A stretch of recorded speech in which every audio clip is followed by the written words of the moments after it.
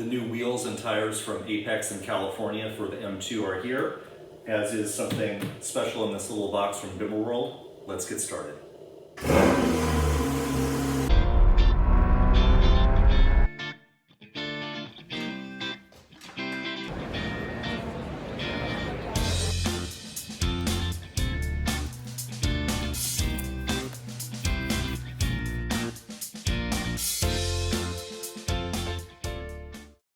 So let's start out with seeing what's in the Bimmerworld box. Small but heavy. And we have a set of their bullet nose race wheel studs, stud kit. Also in the box we have Bimmerworld stickers and Haribo gummy bears. Nice of them at Bimmerworld. So why a wheel stud package? Porsche and BMW and some other manufacturers, for whatever reason, choose to use wheel bolts as opposed to studs as they're manufactured. The wheel bolts look like this. This is an example from my Porsche GT4. As you can see, it's just one assembly that then goes into the hub face, as opposed to having a wheel stud, such as this kit that I just got from Bimmerworld, that's going to mount into the hub face and then have a separate traditional lug nut that we'll use. And in this way, the stud stays in the face so that it makes wheel changing much easier, especially if you're changing every season from summer to winter tires and vice versa, or if you're going to the track and changing wheels very frequently, it makes it much easier. You've probably seen online there are plenty of manufacturers that make wheel stud kits. I would give a word of caution though. It's the kind of thing that you don't want to be cheap with. I believe this set for the car, which is a set of 20 obviously, was around $250 or so. You could get them cheaper, but you really have to be careful. You want to make sure that they're quality ones that are made out of quality steel, American made, not a cheap offshore brand that's going to be prone to breaking. It's a very important safety issue. I've tried a wheel stud kit from Turner Motorsport in the past on my old E90 M3, which worked very well on the track. I liked it.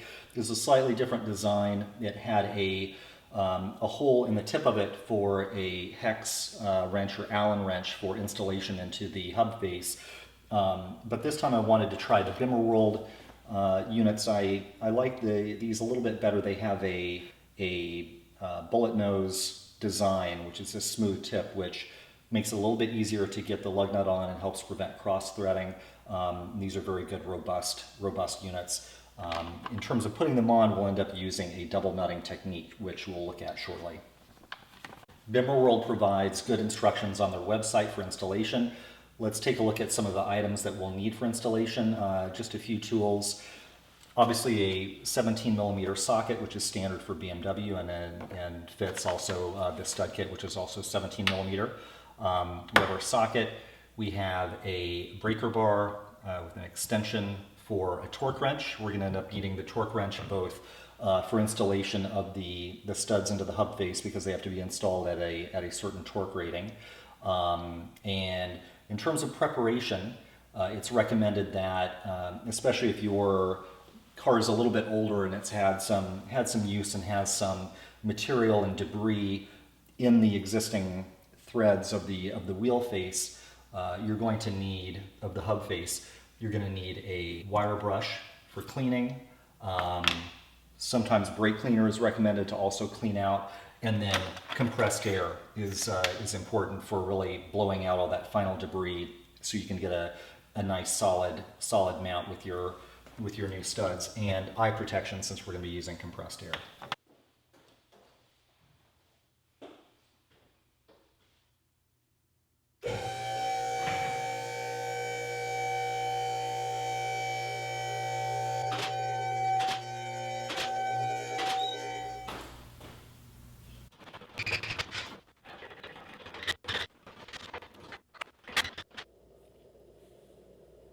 So as you can see, I've already gotten the car up on the lift, up on the rolling bridge jacks, and up in the air.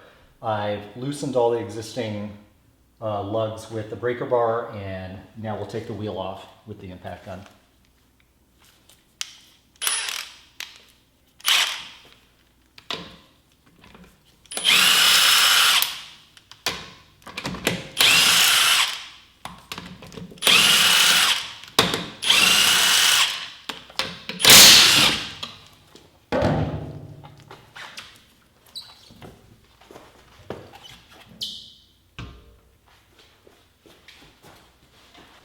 So this being an example of the OEM lug bolt, which again is one unit that ends up going into the hub face. The next step is cleaning the existing threads, but again, since this car is only 2 months old, they're very, very clean and just need a minimal amount of cleaning. So I'll take the wire brush and get in there a little bit.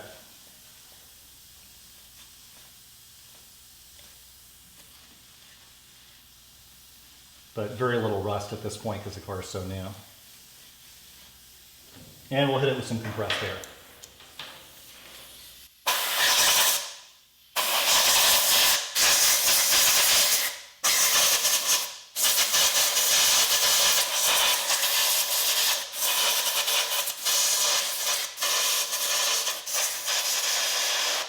Bimmerworld provides excellent instructions for installing the stud kit.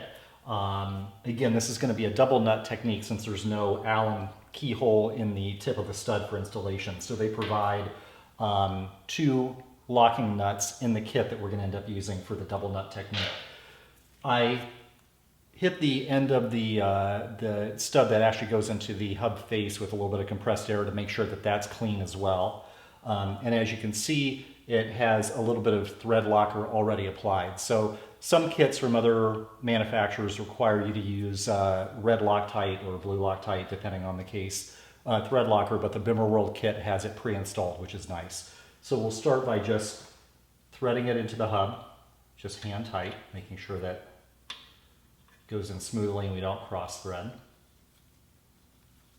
I can feel that thread locker kind of providing a little bit of resistance as we go in.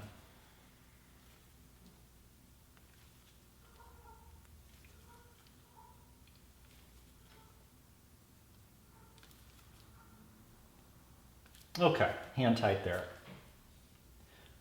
Now we're going to thread one of these installation nuts onto the stud, going to about a distance of a 1/2 to 3/4 of an inch between the nut and the hub face. So we'll get it on to about right. That right there looks good. And then we're going to follow it with the second nut to butt up against the first.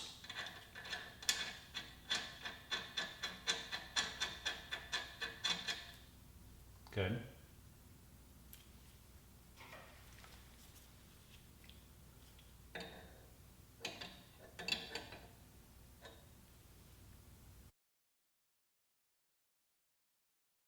So I just discovered a little surprise that wasn't clear from Bimmerworld's instructions. The locking nuts, installation nuts that they provide for securing the stud into the hub are not 17 millimeters like the actual final lug bolts that we use for securing wheels. These guys are 23 millimeter. So if you have a deep 23 millimeter socket, you can get it to work. I don't. My 23 millimeter socket is like a combo 21-23, so it's not long enough actually to reach the nut beyond this bullet tip end. So we're just going to end up doing it the old-fashioned way, which is doing the double nut technique using the actual lug nuts themselves, and that way we could do it with 17 millimeters. So using the actual lug nuts, I reversed one, threaded that one on, and then I'm going to chase it with this one that's threaded on the correct direction. Get it to butt up against that first one.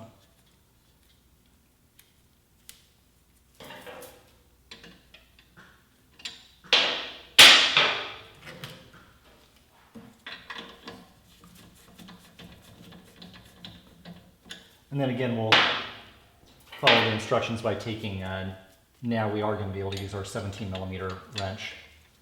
Secure that one, and then we will tighten this down to 70 foot-pounds.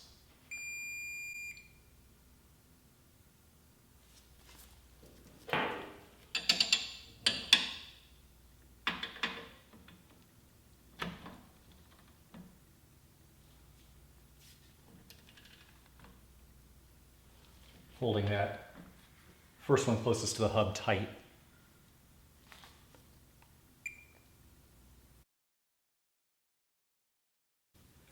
And lesson learned, don't do that. I just found out that by using the 17 millimeter lug nuts to double nut the stud into the hub, running them together like that, I actually ended up causing a little bit of wear on one of them, and I actually created a little bit of a rough edge, and that's going to have to be filed down. So made a little bit of damage on the surface of it, which isn't ideal. So I just ran to 4 different hardware stores in the area trying to find a deep socket that would end up fitting these nuts that Bimmerworld supplies to end up getting the studs in.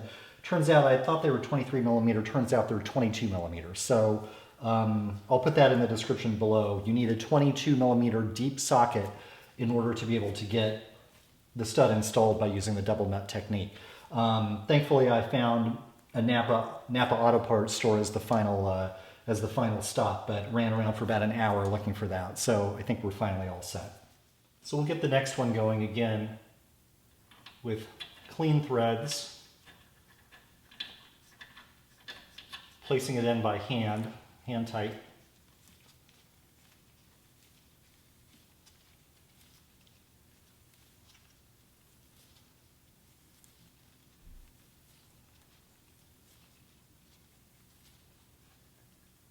Okay, reaching resistance there. And spin one of these on to about 1/2 inch to 3/4 inch from the hub face. Right there's good. The next one on. And we'll snug this one down relative to this one at about 75 pound-feet. And then once that's secured to that, then we'll tighten using the outer nut into the hub face, getting between 50 and 80 pound-feet of torque.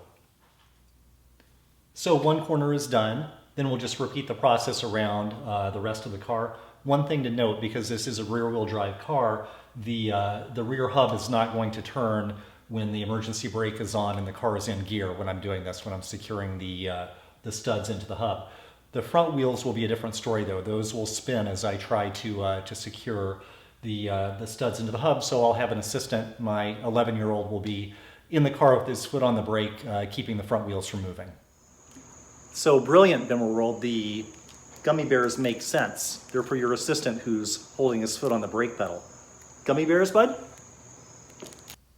In getting the studs placed on all 4 corners and getting it all done, of course, now I have the technique perfected for myself now that I'm done. But one little tip that I'd like to share that I found out that makes it a lot easier, especially on the front wheels, it's a little bit difficult to get the leverage to get that full 75 foot-pounds of torque of getting the 2 nuts secured to each other for the double nut technique. I found that by holding the torque wrench down low and having the crescent wrench above 180 degrees from each other, you're able to get a lot more leverage, a lot more torque to do it. So I'll demonstrate how that works to make it a little bit easier.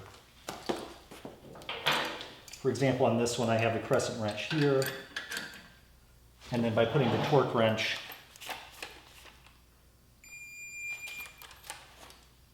opposite and down low, you're then able to generate the needed torque to get it to 75. Okay, enough of that. Let's get to these new wheels and tires. So why did I choose Apex? Apex wheels I've been reading about for a long time, probably 10 years on the message boards. They've been very popular in the BMW community, especially with people who track their cars frequently. And knowing that they've had at least a 10-year track record of holding up well with track use, I was pretty confident in using them. Again, I like the fact that they do custom offsets to try to get as much whip and as much rubber as possible underneath the car without coming into contact with the suspension on one side or the fender arch or the outside bodywork on the other side. So again, I was able to go up to 265 with tires in the front, 295 in the rear. Since this is going to be for everyday use, summertime, I'm using the Michelin Pilot Sport 4S, which is the new hot tire to be using. It's good in wet and in rain, and also obviously very good in the dry. And here they are, the Apex EC7 wheels in anthracite finish. They look great. They're size 9.5 by 19 front and 10.5 by 19 rear. I'll put the offset details in the description below. They're not forged, they're cast, they're flow formed, but they're relatively lightweight, not terribly expensive, and importantly, Apex has designed them with the offset so that they fit this car perfectly and allow for significantly wider rubber.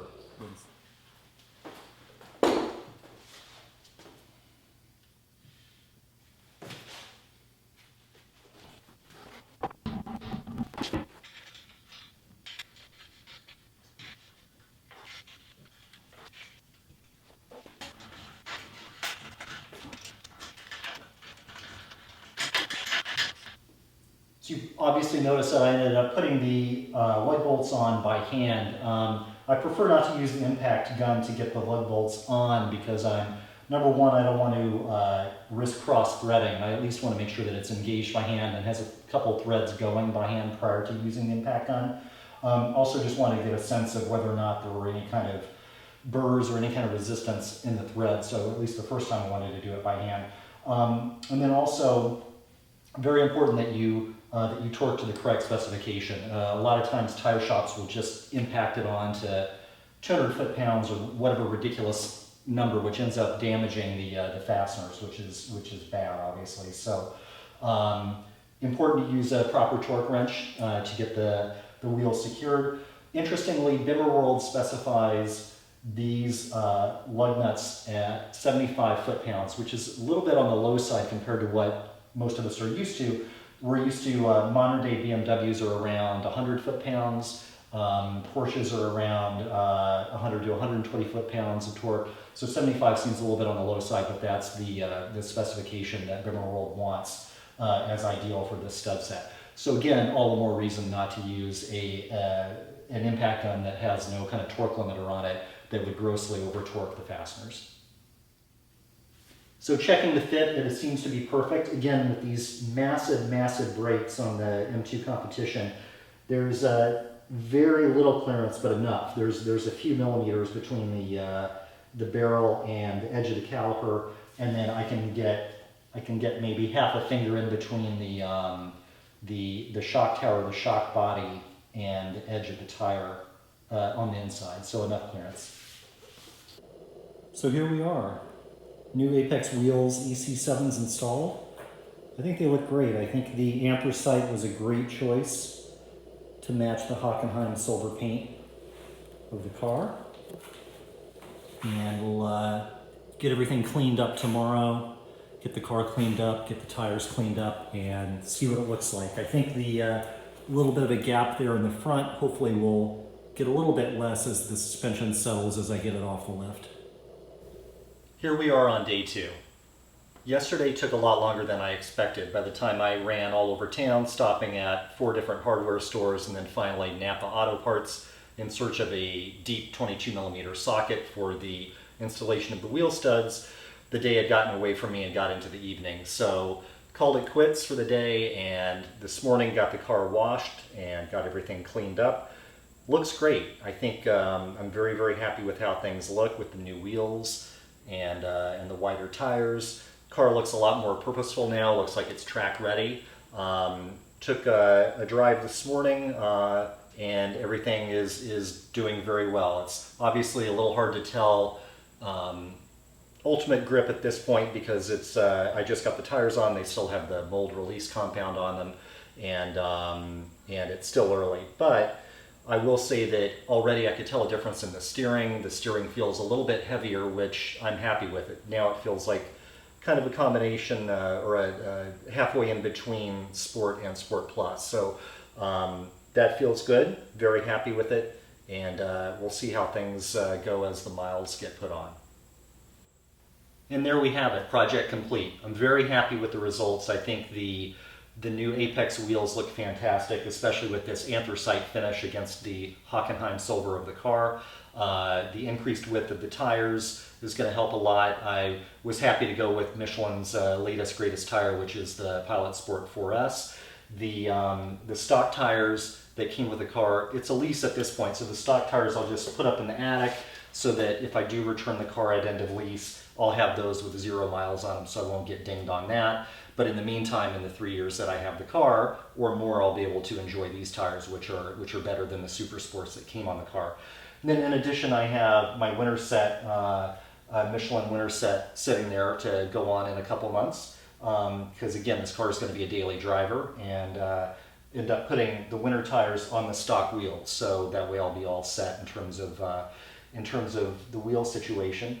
In terms of the Bimmerworld wheel studs, happy with those as well. The whole process took quite a bit longer than I would have expected, but again, a couple reasons for that. One was this sucker, the 22 millimeter deep impact socket, which I was not aware of. I wish Bimmerworld would have been a little bit clearer about that in their instructions if this was necessary, because it's kind of an unusual item. A lot of places don't carry this. But once I ran around town and found this, and I was able to get my assistant so he could hold the brake pedal for the front wheels, then I was all set.